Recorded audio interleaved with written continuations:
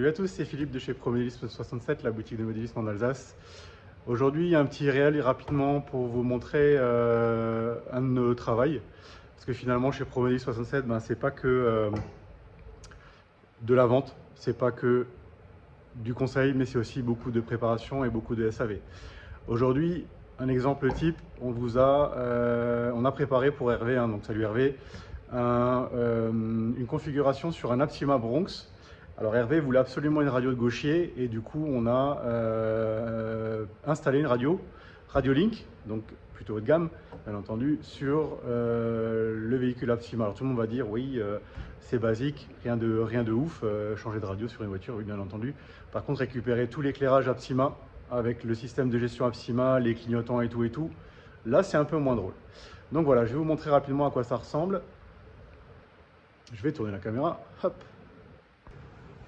Donc voilà la bête. Alors Apsima Bronx, tout le monde connaît, promo actuellement 459 € pour du 1/8, c'est comme une belle bestiole, je vous laisse admirer.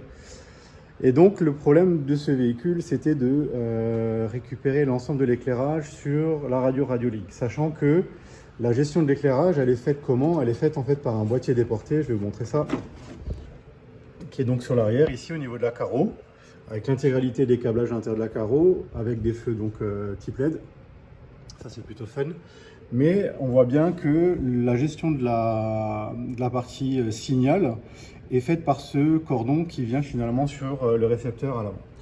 Alors, le récepteur Apsima d'origine gère ce cordon à 6 fils environ, je suis de souvenir, non c'est 8 fils même je crois, si je ne dis pas de bêtises, 8 fils, gère ce cordon puisqu'il a la prise adaptée. Par contre, le récepteur Radiolink, lui, n'a simplement que des prises simples pour 8 voies. Et du coup, là, se posait un problème, c'était de finalement récupérer les signaux des différents, les polarités des différents signaux, donc la direction, le gaz, et ainsi de suite, les blocages de pont et tout, pour pouvoir réalimenter nos éclairages. Et du coup, on vous a fait ça ce matin donc à la boutique. Alors je vous montre rapidement. Donc on a programmé pour l'instant certains signaux sur certains boutons de la radio. Après, le client pourra faire ce qu'il veut. Donc la mise en route des éclairages se fera ici. Voilà, donc les éclairages, je peux vous laisser admirer, quand même super sympa. On va avoir du coup, bien entendu, les gaz et les freins qui n'ont pas d'incidence. Par contre, la marche arrière, celle-ci, on va pouvoir le voir sur l'arrière, elle se met bien en route. Voilà, marche arrière et bien entendu les clignotants droite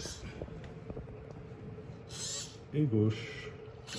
Idem pour l'arrière, droite et gauche. Voilà, donc un petit boulot ce matin, une petite heure de travail quand même pour récupérer l'intégralité des signaux. Donc on a installé le boîtier, dans le boîtier de réception, le récepteur Radiolink R8, donc 8 voies. Bien entendu, l'intégralité des fonctions pont et... alors j'essaie de tenir la carreau en même temps, attendez voir, hop, je vais vous montrer ça. L'intégralité des fonctions pont et boîte de vitesse ont été également récupérées. Donc là, pont arrière, pardon, pont avant, hop, c'est là, pont avant, et la boîte de vitesse. Tac. Voilà. Donc si toi aussi tu as envie de t'installer une radio haut de gamme sur un véhicule Apsima par exemple, et de récupérer l'intégralité des fonctionnalités cerveau, gaz, pont avant, pont arrière, boîte de vitesse, mais également les éclairages dynamiques, pas de souci, c'est possible chez nous, Promodélisme 67, la boutique de modélisme en Alsace, www.promodélisme67.fr. On vous attend, n'hésitez pas à nous demander votre petit devis si besoin. C'est pas forcément, je dirais, clair et net sur le site, ce genre de configuration, c'est du spécifique.